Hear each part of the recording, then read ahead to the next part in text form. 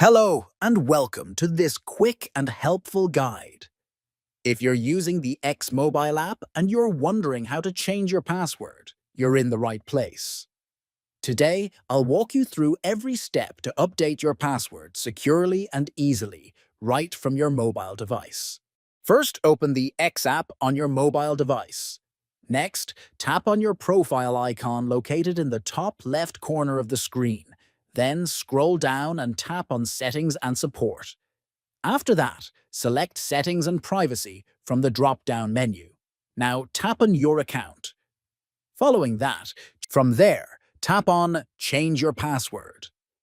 At this point, enter your current password. Then, type your new password. After that, confirm the new password by typing it again. Finally, tap Update Password to save the changes. And that's it. Your password is now updated. Make sure to choose a strong password that's easy for you to remember, but hard for others to guess. Thanks for watching.